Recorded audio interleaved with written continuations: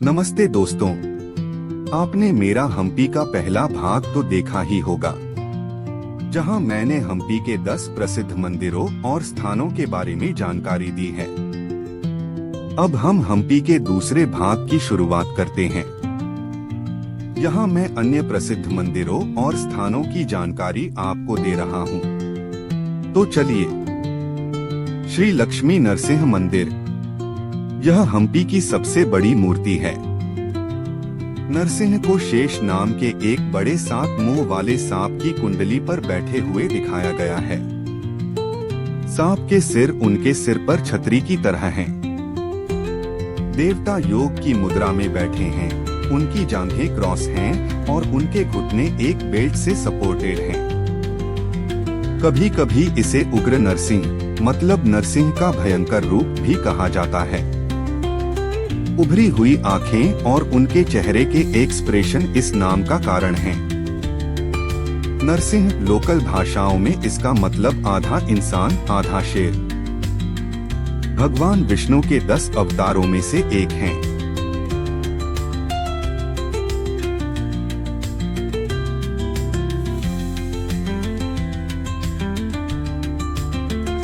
बदावलिंग मंदिर, यह हम्पी की सबसे बड़ी लिंग मूर्ति है। लक्ष्मी नरसिंह की मूर्ति के बगल में यह लिंग एक कमरे में लगा है, जिसके सामने एक खुला एरिया है। अगर आप मूर्ति को ध्यान से देखेंगे तो आपको उस पर 3 आंखें बनी हुई दिखेंगी। कहानी के अनुसार यह मूर्ति एक किसान महिला ने बनाई थी और इसलिए इसका नाम पड़ा। बड़वा का मतलब लोकल भाषा में गरीब होता है। जिस पवित्र जगह पर लिंग रखा है वह हमेशा पानी से भरा रहता है, क्योंकि वहाँ पानी का एक चैनल लगातार बहता रहता है।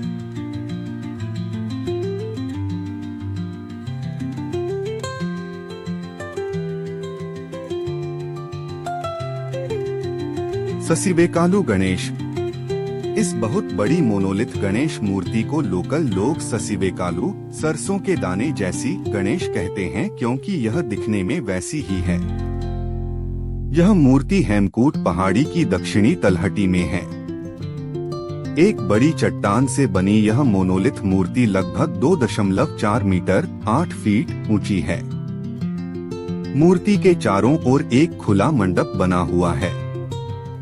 पास में मिले शिलालेखों के अनुसार यह मंडप 1506 एडी में आज के आंध्र प्रदेश के चंद्रगिरी के एक व्यापारी ने विजयनगर के राजाओं में से एक नरसिंह II 1491 से 1505 एडी की याद में बनवाया था। इस जगह से आप सनसेट देख सकते हैं और हम्पी का शानदार नजारा भी देख सकते हैं।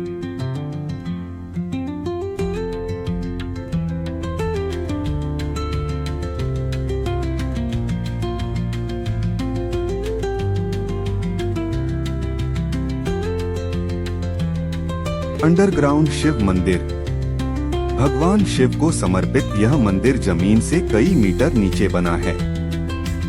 इस वजह से मंदिर का गर्भगृह और मुख्य हिस्सा लगभग हमेशा पानी में रहता है, जिससे अंदर जाना नामुमकिन हो जाता है। मुख्य मंदिर के चारों ओर पानी के चैनल का एक सिस्टम भी दिखाई देता है। आप एक खास जगह तक पैदल जा सकते हैं, जहां से आगे जाना नामुमकिन है। मुख्य मंदिर के पास शिव की पत्नी का एक छोटा सा मंदिर भी है। इसे हम्पी के सबसे पुराने मंदिरों में से एक माना जाता है।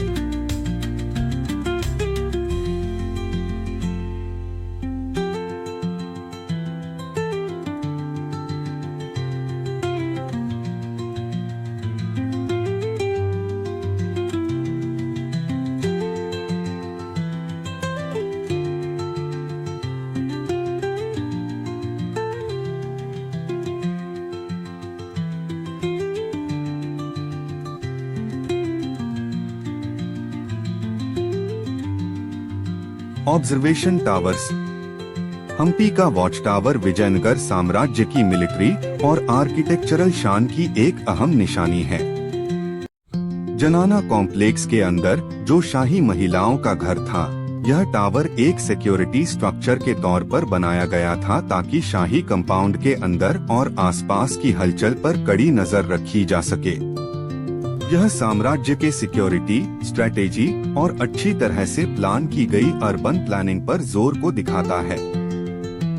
संक्षेप में, हम्पी का वॉच टावर सिर्फ एक मिलिट्री स्ट्रक्चर नहीं है। यह शाही अनुशासन, छोटी छोटी बातों पर ध्यान और आर्किटेक्चरल बेहतरीन होने का प्रतीक है। आज भी ऊंचा खड़ा यह टावर चुपचाप यह कहानी बताता है कि कैसे ताकतवर विजयनगर साम्राज्य ने सुंदरता और उपयोगिता के बीच बैलेंस बनाते हुए अपने शाही परिवार की रक्षा की।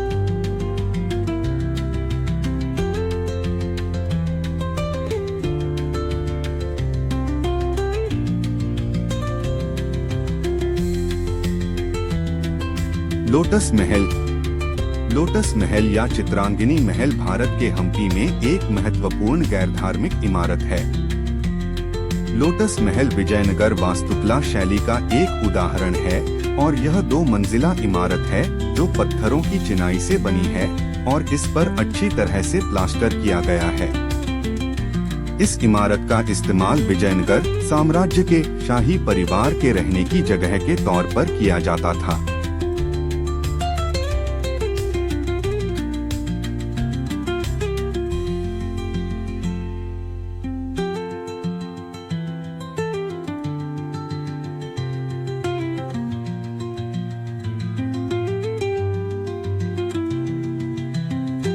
Band tower. दानैक कंपाउंड के टूर के हिस्से के तौर पर आप बैंड टावर जाते हैं। यह इस बड़े कंपाउंड में दूर से दिखने वाले कुछ ऊंचे स्ट्रक्चर में से एक है। बैंड टावर महल के बेसमेंट और मस्जिद के बीच घेरे की दक्षिणी दीवार के सामने खड़ा है। इस 2 मंजिला हेक्सागोनल स्ट्रक्चर की पतली सीढ़ियां उत्तर पूर्व की ओर हैं। निचले हिस्से में खंभों को जोड़ने वाली मेहराबदार दीवारें हैं। ऊपरी मंजिल पर एक मेहराब और आयताकार खिड़कियों वाला एक ट्रेसेप्ट है। इसका गुंबद मंदिर की तरह कई मंजिल वाला है। इसके ठीक पूरब में आपको 3 तरफ वाली मस्जिद का स्ट्रक्चर मिलेगा।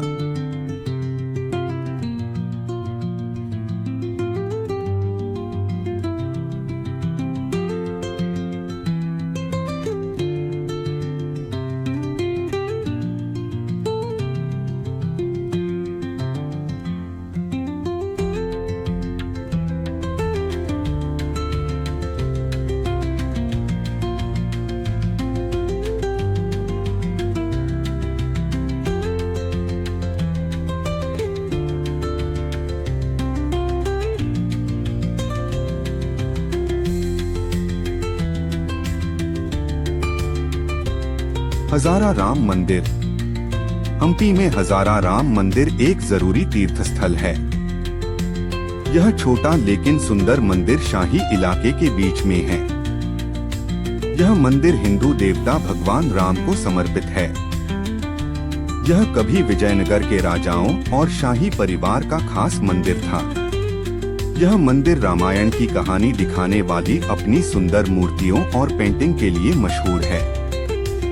हजारा राम मंदिर 15वीं सदी की शुरुआत में विजयनगर के उस समय के राजा देवराय II ने बनवाया था। इन मूर्तियों में उस समय के दशहरा त्योहार के जुलूस में शामिल घोड़ों, हाथियों और सैनिकों को भी दिखाया गया है। ये मूर्तियां पूरे भारत में पाई जाने वाली सबसे शानदार मूर्तियों में से हैं।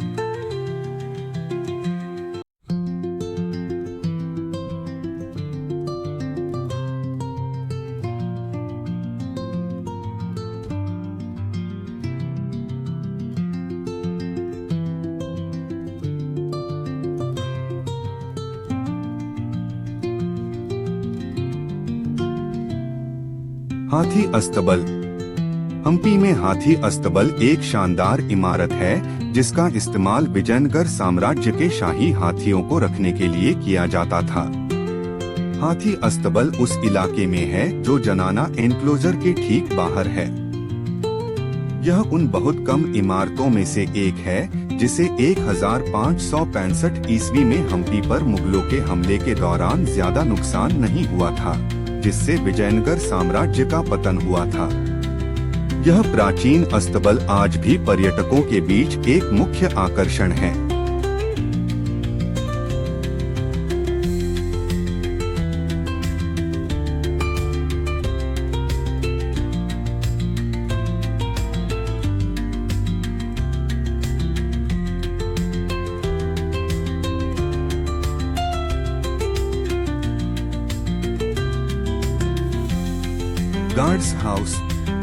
गार्ड्स हाउस हाथी के अस्तबल के ठीक बगल में है।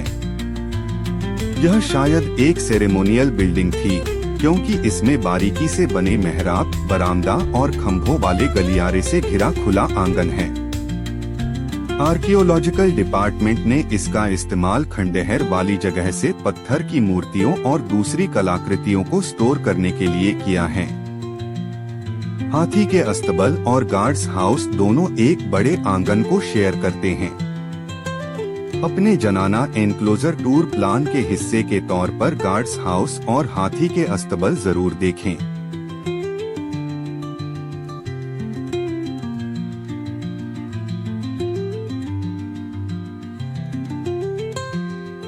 Queen's bath. हम्पी में क्वींस बाथ एक शानदार बाथ है, जो विजयनगर साम्राज्य के आर्किटेक्चर की बेहतरीन मिसाल है। यह हम्पी में शाही परिसर के एंट्रेंस के ठीक पास है।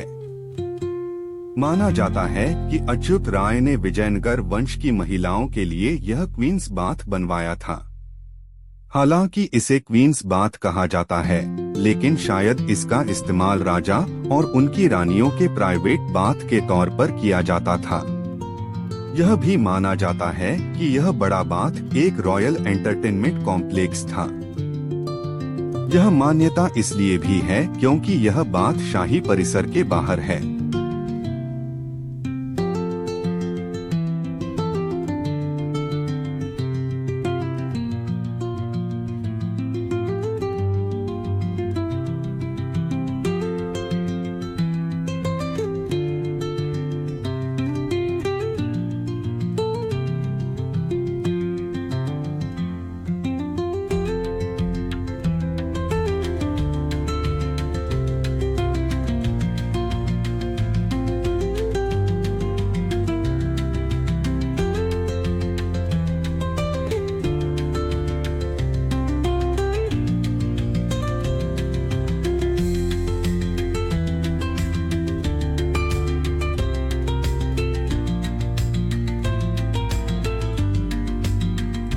श्री रंगनाथ स्वामी मंदिर, जिसे अक्सर रंगा मंदिर भी कहा जाता है, हम्पी में मौजूद एक शानदार आर्किटेक्चर का नमूना है। यह मंदिर माधव को समर्पित है और इसमें एक शानदार गर्भगृह, एक वेस्टिबुल और एक भव्य मुखमंडपा है, जिसे 18 बारीक नक्काशी वाले खंभों पर सहारा दिया गया है। इसका एक खास आकर्षण मुखमंडपा की शोभा बढ़ाने वाली हनुमान की 3 मीटर ऊंची शानदार मूर्ति भी है।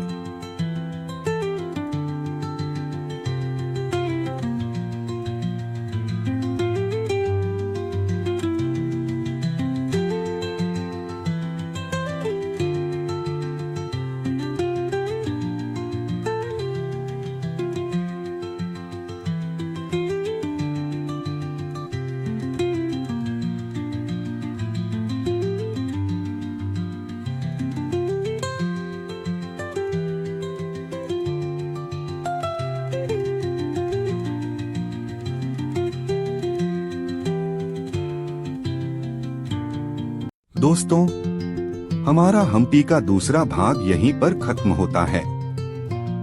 मिलते हैं नए वीडियो में नए ठिकानों के साथ। जुड़े रहिए। अगर आपको मेरी जानकारी अच्छी लगी तो चैनल को सब्सक्राइब, लाइक, कमेंट और शेयर कीजिए। धन्यवाद।